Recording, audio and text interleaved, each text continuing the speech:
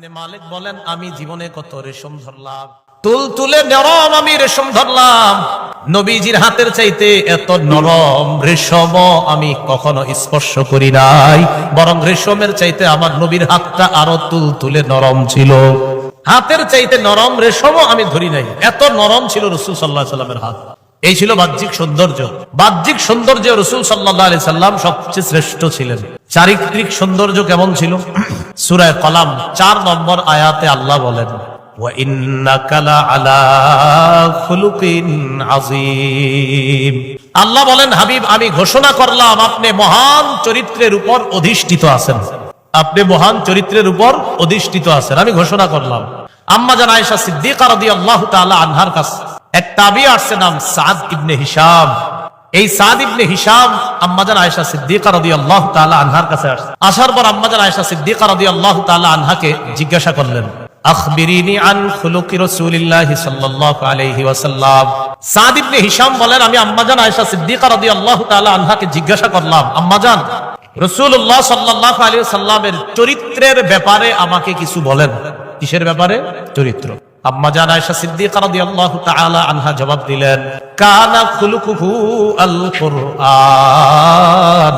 আল্লাহর নবীর চরিত্র পুরা কোরআন, পুরা কোরআনটাই নবীর চরিত্র। কোরআনের যত আদেশ সব রাসূল পালন করছে, কোরআনের যত নিষেধ সব থেকে 100% দূরে রাসূল থেকেছেন। এজন্য পুরা কোরআনে যা পালনীয় সব পালন করেছেন, যা বর্জনীয় সব 100 বর্জন করেছেন। এজন্য আম্মা জান কয়, নবীর চরিত্র খুঁজবা তো কানা খুলুকুহু আল কোরআন, পুরা কোরআনটাই নবীর চরিত্র। এজন্য আমি মনে করি যে সিরাতুন নবী মাহফিল হয় বা রাসূলের জীবনী, তো আমি দেখি আমাদের অনেক রাসূলের জীবনী মাহফিলগুলোতে 40-50 মিনিট কি জানি করে সময় কাটাইতে হয় বিভিন্ন জায়গায় আর কি। তো এরা রাসূলের এই যে চরিত্রই তো পুরা কোরআন, তো কোরআন থেকে আপনার খুলে খুলে পড়লেই তো হয় যে সূরা বাকারার এই আয়াতে আল্লাহ এটা বলছে, এটা নবী অক্ষরে অক্ষরে পালন করছে, ওই আয়াতে এটা নিষেধ করছে, এটা থেকে রাসূল দূরে ছিলেন, এটা বললেও তো হয়। কি বলেন? না, এটা বইলা এগুলা না বইলা বরং ওই যে কি বইলা টইলা শেষে যখন বলবে শেষমেশ বলবে হলো আপনার যে সর্বশেষ বলবে অমুকরে বলো, পারলে এইদিকে আসতে এই সেই দলিল দিতে না পাইরা সর্বশেষ কিছু গালিগালাজের মাধ্যমে মাহফিলটা শেষ করে আমাদের বড় বড় ওলামায়ে কেরামের নাম নিয়ে গালি দেয়। আমাদের এমন আলেম যারা মারা গেছে, আল্লামা আহমদ শফী রহমাতুল্লাহ আলাইহি সহ, ওনাদের নাম নিয়ে গালি দেয় আর বলে, তো এটা তো ঠিক না। একটা হাদিস শুনেন, আমরা আল্লাহ রাসূলের আশিক, ঠিক না? বলেন আমরা আল্লাহ রাসূলের, বলেন কোন আশিকের ভাষা বলেন অশ্লীল হতে পারে না, ঠিক তো? হাদিস শুনেন, সহিহ বুখারী 3559 নম্বর হাদিস, লাম ইয়াকুন রাসূলুল্লাহ সাল্লাল্লাহু আলাইহি ওয়াসাল্লাম ফাহিশান ওয়ালা মুতাফাহিশা। আল্লাহ রাসূল সাল্লাল্লাহু আলাইহি সাল্লাম অশ্লীল ভাষী ছিলেন না। বলেন কি ছিলেন না? ওয়ালা মুতাফাহিশা, অসৎ আচরণকারী ছিলেন না। অশ্লীল ভাষী ছিলেন না, অসৎ আচরণকারী ছিলেন না। এখন আপনি যদি মাইকের সামনে বলেন আমি আল্লাহ রাসূলের আশিক, আর এটা বললে আপনি অমুক আলেমের নাম ধরে ধরে গালি দিতেছেন, তো এটা আপনি বলতেছেন রাসূলের আশিক। যেই রাসূলের আশিক আপনি, এই রাসূল কখনো অশ্লীল ভাষী ছিলেন না। অতএব আপনি একদিক দিয়ে বলেন আশিক, অন্য দিক দিয়ে আপনার ভাষা এত পরিমাণ অশালীন যে ভাষা আমরা আনতেও পারতেছি না মুখে। এর মানে হলো রাসূলের আশিক দাবি কইরা মুখে উল্টা পাল্টা আর আলেমদের নাম নিয়া জঘন্য ভাষা ব্যবহার করা, এটা ভণ্ডামি, প্রতারণা ছাড়া আর কিছু না। এটা কেমন এশকের পরিচয়? তো এইভাবে বলে রাসূল সাল্লাল্লাহু আলাইহি সাল্লাম ফাহিশ ছিলেন না, অশ্লীল ভাষী ছিলেন না, ওয়ালা মুতাফাহিশা, অসৎ আচরণকারী ছিলেন না। তাহলে কি? কানা ইয়াকুলু ইন্না মিন খিয়ারিকুম আহসানাকুম আখলাকা। রাসূলুল্লাহ সাল্লাল্লাহু আলাইহি সাল্লাম বলতেন, তোমাদের মধ্যে সর্বোত্তম ওই ব্যক্তি যার চরিত্র সবচাইতে বেশি উত্তম, আমি নবী তাকে সর্বোত্তম বলে ঘোষণা করলাম। একটা হাদিসের কিতাব আছে মাজমাউজ জাওয়ায়েদ, ইমাম হাইসামির লেখা, 9 নম্বর খণ্ড 18 নম্বর পৃষ্ঠা। ক্বালা রাসূলুল্লাহ সাল্লাল্লাহু আলাইহি ওয়াসাল্লাম, আল্লাহ নবী বলেন, বুইসতু লিউতাম্মিমা মাকারিমাল আখলাক, আমাকে দুনিয়াতে পাঠানো হয়েছে উত্তম চরিত্রের পূর্ণতা দানের জন্য। উত্তম চরিত্র যেন আমি দুনিয়াতে পূর্ণতা দান করি, এই জন্য আমাকে পাঠানো হয়েছে। নবীজি সাল্লাল্লাহু আলাইহি সাল্লামকে এই জন্য পাঠানো হয়েছে। এবার রাসূলের চারিত্রিক কিছু বৈশিষ্ট্য আমরা শুনি। আমি এখন আপনাদের সামনে কি করতেছি? কথা বলতেছি, ঠিক না? রাসূল সাল্লাল্লাহু আলাইহি সাল্লাম কিভাবে কথা বলতেন দেখি একটু, তাহলে আমরাও ওইভাবে কথা বলার চেষ্টা করব, যে আমাদের হাবিব এইভাবে বলতেন, আমরা এইভাবে বলার চেষ্টা করব। কি চেষ্টা করবেন ইনশাআল্লাহ? সহিহ বুখারীর 95 নম্বর হাদিস, কানা রাসূলুল্লাহ সাল্লাল্লাহু আলাইহি ওয়াসাল্লাম ইযা তাকাল্লামা সালাসা। রাসূলুল্লাহ সাল্লাল্লাহু আলাইহি সাল্লাম যখন কথা বলতেন 3 বার কথা বলতেন। কয়বার? হাত্তা তুফহামা আন, যেন কথাগুলা সবাই বুঝতে পারে। এই জন্য রসুল কয়বার কথা বলতেন? 3 বার। তো এখন আর 3 বার বলার অতটা প্রয়োজন হয় না, মাইগাস। কিন্তু একটা কথা বুঝতে হবে, হাদিস থেকে বোঝা যায় যতক্ষণ ছাত্র না বুঝবে, যতক্ষণ মানুষ কোন একটা বিষয়ে না বুঝে আসবে, ততক্ষণ তাদেরকে বুঝানোর কর্তব্য যিনি বুঝায়। একটা বিষয় মানুষের বুঝে না আসলে, 1 বার বুঝে আসে নাই, 2 বার বুঝে আসে নাই, 3 বার বুঝে আসে নাই, 3 বারেও না বুঝে আসলে 4-5 বার, যতবার বুঝাইলে বুঝবে ততবার বুঝানো দরকার। কারণ নবীজি কথা বুঝানোর জন্য এক কথা 3 বার বলতেন। নবীজির কথা তো ছিল এমন যেটা বললেই মানুষের মাঝে আসর করত। সাহাবীরা বলেন, আমরা যখন নবীজির কথা শুনতাম, কান্না আলা রুউসিনা আত-তাইর, যেন আমাদের মাথার উপর পাখি বসা, এমন ভাবে আমরা বসে থাকতাম, মাথায় পাখি বসলেও আমরা টের পাবো না, সেটা বসুক আর চলে যাক, কোনো সমস্যা নাই। এত স্থিরতা আর ধ্যান খেয়ালের সাথে আল্লাহ রাসূলের কথা আমরা শুনি। সহিহ বুখারীর বর্ণনা 3567 নম্বর হাদিস। 3567 কত হয়? 3567, 3567। সুন্দর না সংখ্যাটা? 3567, 3567। কানা রাসূলুল্লাহ সাল্লাল্লাহু আলাইহি ওয়াসাল্লাম ইহাদ্দিসু হাদিসা লাউ আদ্দাহুল আদ্দু লা আহসা। আল্লাহ রাসূল এত সুন্দরভাবে কথা বলতেন, গণনাকারী যদি নবীর কথাগুলা গণতে চাইতো, গণনা করে রেখে দিতে পারতো। গণনা করে যদি চাইতো যে নবীর কথাগুলা গণে রাখবো, যেমন আমি বলি, আপনারা কেমন আছেন, আপনারা কেমন আছেন, কয়টা বললাম? 3টা। রাসূলুল্লাহ সাল্লাল্লাহু আলাইহি সাল্লাম এমন ভাবে কথা বলতেন, লাউ আদ্দাহুল আদ, গণনাকারী যদি চাইতো, ইচ্ছা করতো, লা আহসাহু, তাহলে গনে গনে রাসূলের কথাগুলা লিখে রাখতে পারতো, গনে গনে এটা কাউন্ট করে সুন্দর মতো সংরক্ষণ করতে পারতো। এই জন্য তো রাসূলের হাদিসগুলা সাহাবীরা এত সুন্দরভাবে বলতে পারছে, কিন্তু নবী খুব সুন্দরভাবে বলতেন, তাই সাহাবীরা আমাদেরকে সুন্দরভাবে এরকম আপনার সিলসিলা হিসাবে আমাদেরকে জানায় গেছে। আমরা এরকম সুন্দরভাবে কথা বলা দরকার আছে না, ঝগড়া লাগলে যেই কথা হয় আমরা। এবার রাসূলের একটা কথা বলার বাচন ভঙ্গির কিছু আমরা বিষয় শুনবো। আমাদের নবীর কথা শুই না এক অমুসলিম মুসলমান হয়ে গেছে। হাদিসটা শুনবেননি? মুসলিম শরীফের 868 নম্বর হাদিস। আমাদের মাদ্রাসার পাঠ্যপুস্তক অনুসারে এক ব্যক্তি, তার নাম জিমাদ। কি নাম? দদ মিম আলিফ দাল, জিমাদ। এই জিমাদ নামে এক ব্যক্তি কদিমা মক্কা, মক্কা আসছে। ওয়া কানা ইস্তারকি মিন হাদিহি রিহ, জিমাদ ঝাড়ফুঁক করত বান বাতাস লাগলে। আমরা বলিনি বাতাস লাগছে গায়ে, বাতাস লাগছে গায়ে, ফুদিয়ে দাও একটু, বাতাস লাগলে ফুদিত। খুব মন দিয়ে শুনবো আমরা। জিমাদ মক্কা আসছে, সবাই তার কাছ থেকে ফু নেয়, সে ফু দিলে কাজ হয়ে যায়, আল্লাহ শেফা দান করে। সামিআ সুফাহা মিন আহলি মক্কা ইয়াকুলুনা ইন্না মুহাম্মাদান মাজনুন। দিল থেকে আওয়াজ দিয়ে বলেন নাউজুবিল্লাহ। অনুবাদটা করার পরেও আরেকবার নাউজুবিল্লাহ বলবেন। অনুবাদটা শুনে, জিমাদ মক্কা আসার পর মক্কার নির্বোধ কিছু মানুষদেরকে বলতে শুনলো যে আমাদের এলাকায় একটা লোক আছে মুহাম্মদ, সে পাগল। এটা জিমাদের কাছে বলল। জিমাদ ঝাড়ফুঁক করে, তো উদ্দেশ্য হলো, জিমাদ তুমি যেহেতু ফু দেওয়া জানো, তুমি একটু ফু দিয়ে দিও এই লোকটারে। এটা হলো কথা। জিমাদ বলে, লাউ রাআইতু হাযা রাজুলা লাআল্লাল্লাহু ইয়াশফিহি আলা ইয়াদাইয়া, আমি যদি এই লোকটারে পাই, লোকটার সাথে যদি আমার সাক্ষাৎ হয়, আমি আশাবাদী আল্লাহ আমার হাতে তারে আরোগ্য দিবে।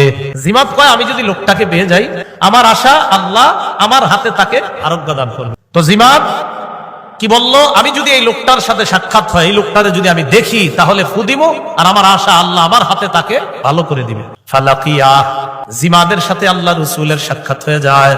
জিমাদ আল্লাহ রাসূলকে দেখার পর কয়, ইয়া মুহাম্মদ, মুহাম্মদ চিন্তার কোনো কারণ নাই, আমি আইসা গেছি। ইন্নী আরকি মিন হাদিহি রিহ, আমি এই জাতীয় বান বাতাসে ফু দেই, তোমার যে সমস্যা, এই সমস্যায় আমি ফু দেই, আল্লাহ আমার হাতে যারা ইচ্ছা তারে আরোগ্য দান করে। আমি আশাবাদী তোমারেও আল্লাহ আরোগ্য দান করবে, টেনশন করুন। এটা আমাদের নবীজিকে জিমাদ বলতেছে। নবীজি জিমাদের কথা শুই না একটু কথা বলা শুরু করবে। শুরুর আগে আমাদের নবীজি আরবি সাহিত্যের এমন ফুল ঝুরি মুখ দিয়ে ঝাড়লেন, রাসূলের আরবি সাহিত্যের প্রতি জিমাদ শুধু মুগ্ধ হয়ে মন্ত্রমুগ্ধের ন্যায় রাসূলের এই আরবি সাহিত্যের কয়েকটা বাক্য শুনছে, আর খালি তাকায়া রয়া রাসূলকে কি বলছে খালি মন দিয়ে শুনে। হ্যাঁ, রাসূল এমন কথা শুরু করেন, খালি একটু আরবি উপস্থাপনায় ভূমিকায় কয়েকটা আরবি বাক্য বলছে। রাসূল প্রথমে বললেন, ইন্নাল হামদালিল্লাহ, সমস্ত প্রশংসা আল্লাহর। এরপর নবী বললেন, নাহমাদুহু ওয়া নাস্তাঈনু, আমরা আল্লাহর প্রশংসা করি, আল্লাহর সাহায্য চাই। বক্তা সাহেবরা শুরুতে কোনটা পড়ে? নাহমাদুহু ওয়া নাস্তাঈনু। এটা আমার নবীর মুখ থেকে বের হওয়া আরবি সাহিত্য দিয়ে আল্লাহর প্রশংসা। এরপর নবী বললেন, মাইয়াহদিহিল্লাহু ফালা মুদিল্লা লাহু, আল্লাহ যাকে হেদায়েত দান করে তাকে পথভ্রষ্ট করার কেউ নাই। ومن يضلله فلا هادي له من يهده الله فلا مضل له আল্লাহ যাকে হেদায়েত দেয় তাকে পথভ্রষ্টকারী কেউ নাই, আল্লাহ যাকে পথভ্রষ্ট করে তাকে হেদায়েত দেওয়ার কেউ নাই।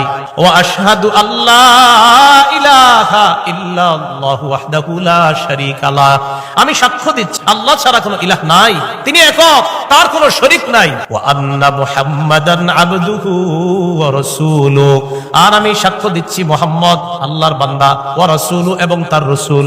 হ্যাঁ কি শিখাইছি একটু আগে? এবং তার রাসূল, হ্যাঁ এবং তার রাসূল বলেন সবাই, তার রাসূল আর শেষ রাসূল। একটু আগে আমরা বললাম এটা, তাহলে মুহাম্মদ সাল্লাল্লাহু আলাইহি ওয়াসাল্লাম আল্লাহর বান্দা এবং শেষ রাসূল। এটা এখন থেকে আমাদের চর্চা হবে পুরা, শেষ নবী শেষ রাসূল, কারণ ধোঁকাবাজিটা এখানে চলতেছে। তো নবীজি যখন এগুলো বললেন মুহাম্মদ সাল্লাল্লাহু আলাইহি ওয়াসাল্লাম আল্লাহর বান্দা এবং শেষ রাসূল, এটা বলার পর মানে এই কথাগুলো বইলে এবার নবী শুরু করবে কথা। আমাদের এই বক্তা সাহেব বা খতিব সাহেবরা দেখবেন এরকম বইলা এরপরে আলোচনা শুরু করে। নবী বললেন আম্মা বাদ, মানে আমি এখন কথা শুরু করব। জিমাত কয় থামো। আইদ আলাইয়া কালিমাতিকা হাউলা, তুমি যে বাক্যগুলা বলছো এই বাক্যগুলো আবার একটু বলো তো আমারে। ফাআদাহুন্না আলাইহি রাসূলুল্লাহ সাল্লাল্লাহু আলাইহি ওয়াসাল্লাম সালাসা মাররাত, আল্লাহর নবী অবিকল বাক্যগুলা জিমাত্রে আরো 3 বার শোনায়া দেয়। জিমাত এই বাক্যগুলা শোনার পর বললেন সামিআতু কাউলাল কাহানা, আমি গণকদের কথা শুনছি। ওয়া কাউলাস সাহারা, আমি জাদুঘরদের কথা শুনছি। ওয়া কাউলাশ শুআরা, আমি কবিদের কথা শুনেছি। মা সামিআতু মিসলা কালিমাতিকা হাউলা, আল্লাহর কসম তোমার এই কথার মতো এত অর্থপূর্ণ কথা আমার জীবনে কখনো শুনি নাই। কথাগুলো আবার কও 3 বার করে। আমি কবিদের কথা শুনছি, জাদুঘরদের কথা শুনছি, গণকদের কথা শুনছি, তোমার এই কথার মতো কথা শুনি নাই। লাকাদ বালাগনা নাউসাল বাহরি, তোমার এই কথা সমুদ্রের গভীরে পৌঁছে গেছে, তোমার কথার গভীরতা এত বেশি যে এই কথা সমুদ্রের গভীরে পৌঁছে গেছে। হাতিয়া দাকা, হাতটা দাও, তোমার হাতটা দাও। উবাইয়াকা আলাল ইসলাম, এই মুহূর্তে ইসলামের উপর বায়াত হয়ে কালিমা পরে মুসলমান হয়ে যেতে চায়। নবীর কথা শুনেই মুসলমান। কথা কি কইছিল নি? কথাও কয় নাই, খালি একটু ভূমিকা নিস। সাহিত্যের ফুল ঝুরি আরবি সাহিত্য এত সুন্দর ছিল রাসূলের। জিমাত কয় এত সুন্দর করে যে কথা বলতে পারে সে তো পাগল হতে পারে না। পাগল হওয়া দূরের কথা, জিমাত তখনই মুসলমান হয়। তো বায়াত যখন হয়েছে রাসূল কয় আপনি একা বায়াত হবেন? আলা কওমিক, আপনার পিছনে যে আপনার সম্প্রদায় আছে আরো তারা, আলা কওমিয়া, আমার সম্প্রদায় সহ সবাই বায়াত হলেন। আল্লাহ আমগরে এমন সুন্দর করে কথা বলার তৌফিক দান করেন। রাসূলের জীবনের চরিত্রের আরেকটা দিক রাগ করা। কি করা? রাগ। কিন্তু রাসূল রাগ করলে এত সুন্দরভাবে রাগ নিয়ন্ত্রণ করতেন, অবাক হয়ে যাবেন। সহিহ বুখারীর বর্ণনা 6088 নম্বর হাদিস। এই হাদিসের মধ্যে আসছে এক গ্রাম্য ব্যক্তি রাসূলুল্লাহ সাল্লাল্লাহু আলাইহি সাল্লামের কাছে আসছে। গ্রাম্য ব্যক্তি, নবীজির গায়ের উপরে আলাইহি বুরদুন নাজরানিয়ুন গলিজুল হাশিয়া, গাঢ় পাত বিশিষ্ট একটা চাদর নবীজির গায়ে ছিল। পাত চিনেননি আমরা? কি পাইর কোন কি রে বাদক দিত পাশে কাপড় আপনারা না চিনলে কি আমি চিনবো? গাঢ় পাইপ বা পাত বিশিষ্ট একটা চাদর রাসূলের গায়ে ছিল, নাজরানি চাদর। কাপড় কারা চিনবো বেশি? নসিন্দির মানুষই তো চিনবো, এরাই তো এই গোডাউনে থাকে। তো নবীজির গায়ে চাদর। গ্রাম্য ব্যক্তি আসছে, আসার পর কি করছে, আপনার পিছন দিক দিয়ে রাসূল সাল্লাল্লাহু আলাইহি সাল্লামের ওই চাদরটা আর কি ধরছে, ধইরা চাদরটা ধইরা দুই দিকে একটা টান দিছে গ্রাম্য ব্যক্তি। এই টান দিছে। আনাস বলেন নাযারতু ইলা সাফহাতি আতিকি রাসূলিল্লাহ সাল্লাল্লাহু আলাইহি সাল্লাম, আমি রাসূল সাল্লাল্লাহু আলাইহি সাল্লামের এই গলাটা দেখছি, ঘাড়টা আমি দেখছি। দেখার পর দেখলাম কদ আসসারাত বিহা হাশিয়াতুল বুরদা, চাদরের ওই গাঢ় পাতের অংশ এত জোরে টান লাগছে যে রাসূলের গলার মধ্যে দাগ পড়ে গেছে। নবীজি তার দিকে তাকাইছে, তাকানোর পর হ্যাঁ কি কয়, এই দেখেন এই যে কি কামটা করছে এটা কিন্তু বুঝে নাই। নবীজির কয় তোমার যে আল্লাহ মাল সম্পদ দিছে, তুমি নাকি অনেক দান করো, আমারও কিছু দান করো। রাসূল তার এই কথা আর এই ব্যবহার দেখা ফাদাহিকা, একটা হাসি দিছে। হাসি দিয়ে সে যা যা চাইছে রাসূল দিয়ে দিছে। একটু এই জায়গাটা একটু আমি আপনি নিজেরা রাখেন যে এরকম অবস্থায় আমরা কয়জন নিজের রাগ নিয়ন্ত্রণ করতে পারতাম। সহিহ বুখারীর 6114 নম্বর হাদিসের বর্ণনা। قال رسول الله صلى الله عليه وسلم ليس الشديد بالسرعة انما الشديد الذي يملك نفسه عند الغضب। আল্লাহ নবী বলেন কুস্তিগিরিতে বিজয় হওয়া প্রকৃত বীর না, কুস্তিগিরিতে বিজয় হওয়া প্রকৃত বীরের পরিচয় না। নবীজি বলেন রাগের সময় যদি কেউ নিজের নিয়ন্ত্রণ করতে পারে, আমি নবী তাকে পৃথিবীর শ্রেষ্ঠ বীর বলে ঘোষণা করলাম। কুস্তিগিরিতে বিজয় হওয়া বড় বীর না, যে রাগের সময় নিজের নিয়ন্ত্রণ করে, আমি তাকেই বীর বলে ঘোষণা করলাম। সহিহ বুখারীর 6115 নম্বর হাদিসের বর্ণনা। রাসূলের এক সাহাবী নাম সুলাইমান ইবনে সুরাত, মনে থাকবে না? আপনারা তো খালি শিখছেন আবু বকর, ওমর, উসমান, আলী, আর কিছু সাহাবীর নাম মুখস্থ দরকার আছে না? 4 জনের নাম, তারপরে 4 জনের নামও সবাই পারে না সুন্দর করে। এই প্রধান যে 4 জন, এই 4 জনের নামও সবাই সুন্দর করে পারে না। আল্লাহ আমগো সকলকে ইসলাম সুন্দরভাবে লালন ধারণ পালন করার তৌফিক দান করে। সুলাইমান ইবনে সুরাত রাসূলের এক সাহাবী, তিনি বলেন ইস্তাব্বা রাজুলানি ইনদান নবী সাল্লাল্লাহু আলাইহি ওয়াসাল্লাম, নবীজির সামনে দুইজন ঝগড়া লাগা একজন আরেকজনকে গালি দেওয়া শুরু করছে। চিন্তা করছেন, সাহাবী বলেন ওয়া নাহনু ইনদাহু জুলুস, আমরা আল্লাহ নবীর সামনে বসা। ইস্তাব্বা আহাদুহুমা সাহিবাহু মুগদাবা, একজন আরেকজনকে প্রচন্ড রাগ নিয়ে গালি দিতেছে, রাগ আবার গালি দেয়। এরকম দিছেননি কখনো? নবীজি বললেন ইন্নী লা আলামু কালিমাতা লাউ ক্বালাহা লাযাহাবা আনহু মা ইয়াজিদু, বললেন আমি এমন একটা বাক্য জানি যে বাক্যটা এই রাগান্বিত ব্যক্তি যদি পড়ে তাহলে তার রাগ দূর হয়ে যাবে। বাক্যটা আপনারাও পারেন, পড়েন আমার সাথে, আউযু বিল্লাহি মিনাশ শাইতানির রাজীম। পড়েন, পারি না সবাইটা? এই আউযু বিল্লাহি মিনাশ শাইতানির রাজীম, এটা যদি রাগান্বিত ব্যক্তি পড়ে তো রাগ দূর হয়ে যাবে। আমরা কি করব? রাগান্বিত ব্যক্তি দুইজন যদি রাগ করে, পিছন দিয়ে গিয়ে আস্তে আস্তে আউযু বিল্লাহি মিনাশ শাইতানির রাজীম, আউযু বিল্লাহি মিনাশ শাইতানির রাজীম, আউযু বিল্লাহি মিনাশ, আস্তে ধীরে, মানে আপনি প্রথমে কিন্তু আবার কিন্তু আরো রাগ হয়ে যেতে পারে না, আস্তে আউযু বিল্লাহি মিনাশ শাইতানির, এরকম আস্তে। তো আউযু বিল্লাহি মিনাশ শাইতানির রাজীম এটা পড়া। আর যদি যে ব্যক্তি রাগ হয়েছে পারলে তারে বলাই দিতেন যে আউযু বিল্লাহ, তুমি আউযু বিল্লাহ পড়ো। এরপরেও যদি তার রাগ না থামে তাকে ওযু করাবেন। কি করাবেন? ওযু। দাঁড়িয়ে থাকলে বসায় দিবেন, মাটির সাথে বসাইবেন, মাটির সাথে বসাইলে আদম মাটির তৈরি, এই মাটির সাথে বসাইলে রাগ দূর হইতে পারে। এরপরেও দূর না হইলে ওযু করাবেন। রাসূলুল্লাহ সাল্লাল্লাহু আলাইহি সাল্লাম বলেন আল গাদাবু মিনাশ শাইতান, রাগ শয়তানের থেকে আসে আর শয়তান আগুনের তৈরি, অতএব রাগটা আগুন থেকে আসে। বান্দাকে ওযু করাও, উম্মতকে ওযু করাও, রাগান্বিত ব্যক্তিকে ওযুর পানি তার আগুন নামক রাগকে ঠান্ডা করে। এটা ছিল রাসূল সাল্লাল্লাহু আলাইহি সাল্লামের চরিত্রের আরেকটা দিক। রাসূলুল্লাহ সাল্লাল্লাহু আলাইহি সাল্লামের চরিত্র মাধুর্যতার আরেকটা দিক, তিনি মুস্কি হাসতেন। কিভাবে হাসতেন? মুস্কি হাসি দিতেন। সহিহ বুখারীর 6089 নম্বর হাদিসের বর্ণনা। এই হাদিসের বর্ণনাকারী সাহাবীর নাম জারীর ইবনে আব্দুল্লাহ রাদিয়াল্লাহু তাআলা, তিনি বলেন আন জারীর ইবনে আব্দুল্লাহ রাদিয়াল্লাহু তাআলা আনহু قال মা হাজাবানিন নবী সাল্লাল্লাহু আলাইহি ওয়াসাল্লাম মুনযু আসলামতু ওয়ালা রাআনি ইল্লা তাবাসসামা ফি ওয়াজহি। জারীর রাদিয়াল্লাহু তাআলা আনহু বলেন, ইসলাম গ্রহণ করার পর থেকে আমি রাসূলের কাছে যতবার গিয়েছি কখনো আমারে আড়াল করেননি, আমারে সময় দিয়েছে তিনি। আর ইসলাম গ্রহণ করার পর থেকে নবী আমার দিকে, আমার নবীর জীবদ্দশায় যতবার তাকাইছে ততবার একটা মুস্কি হাসি দিছে। আমাদেরকে আল্লাহ স্বপ্নে নবীর মুস্কি হাসি অবস্থায় দেখার তৌফিক দান। না জানি কত সুন্দর। হ্যাঁ, আমগো হাদিসে পড়লে এত মজা লাগে, হাদিসের মধ্যে যখন এগুলো পড়ি এত মজা লাগে, যারা দেখছে তাদের কিরকম লাগছে। রাসূল সাল্লাল্লাহু আলাইহি সাল্লামের চরিত্রের আরেকটা বৈশিষ্ট্য, তিনি কান্না করতেন। বিশেষ করে কোরআন তেলাওয়াত করলে বা শুনলে তিনি কান্না করতেন। সহিহ বুখারীর 5050 নম্বর হাদিস, 5050 কত হয়? 5050। আর আব্দুল্লাহ ইবনে মাসউদ রাদিয়াল্লাহু তাআলা আনহু قال, আব্দুল্লাহ ইবনে মাসউদ রাদিয়াল্লাহু তাআলা আনহুর বর্ণনা, তিনি বলেন রাসূলুল্লাহ সাল্লাল্লাহু আলাইহি সাল্লাম আমাকে বললেন ইকরা আলাইয়া, তুমি আমারে কোরআন পড়ে শোনাও। আব্দুল্লাহ ইবনে মাসউদ রাদিয়াল্লাহু তাআলা আনহু বললেন আকরাউ আলাইকা ওয়া আলাইকা উনজিলা, হুজুর আমি কি আপনারে কোরআন পড়ে শোনাবো? কোরআন তো আপনার উপর অবতীর্ণ করা হয়েছে। রাসূলুল্লাহ সাল্লাল্লাহু আলাইহি সাল্লাম বলেন ইন্নী উহিব্বু আন আসমাআহু মিন গায়রি, মাঝে মাঝে অন্যের কাছ থেকে শুনতে আমার ভালো লাগে। কোরআন আমার উপর নাযিল হয়েছে ঠিক, কিন্তু অন্যের কাছ থেকে শুনতে আমার ভালো লাগে, তুমি শোনাও। আব্দুল্লাহ ইবনে মাসউদ রাদিয়াল্লাহু তাআলা আনহু বলেন ফাকারাতু সূরাতান নিসা, আমি সূরা নিসা তেলাওয়াত করা শুরু করলাম। কোন সূরা? সূরা নিসা। সূরা নিসা তেলাওয়াত করতে করতে যখন আমি 41 নম্বর আয়াতে পৌঁছলাম, কয় নম্বর আয়াত? 41। এই আয়াতে পৌঁছার পর আল্লাহ নবী আমাকে বললেন হাসবুকাল আন। আব্দুল্লাহ ইবনে মাসউদ রাদিয়াল্লাহু তাআলা আনহুকে আল্লাহ নবী বললেন ইবনে মাসউদ এবার তুমি থামো, যথেষ্ট, থামো। তাহলে বলেন তো কোন সূরা, কত নম্বর আয়াত? এই 41 নম্বর আয়াতে থামাইলেন কেন? আয়াতের অনুবাদটা আগে শুনেন তাহলে বুঝবেন। ফাকাইফা ইযা জিনা মিন কুল্লি উম্মাতিন বিশাহীদ ওয়া জিনা বিকা আলা হাউলাই শাহীদা, সেদিন তাদের কি অবস্থা হবে যখন আমি প্রত্যেক উম্মত থেকে একজন সাক্ষী উপস্থিত করব, আর যখন আমি আপনাকে তাদের ব্যাপারে সাক্ষী হিসাবে উপস্থিত করব, সেদিন তাদের অবস্থা কি হবে? এই আয়াতে আল্লাহ এটা বলছেন। এই আয়াত যখন রাসূলের সামনে ইবনে মাসউদ তেলাওয়াত করলেন, রাসূল বললেন থামো। রাসূল পেরেশান হয়ে গেলেন উম্মতের টেনশনে। এক তো এই কোরআন তোমাদের জন্য উপদেশ, আরেকটা হলো এই কোরআন অন্তরের রোগের আরোগ্য দানকারী।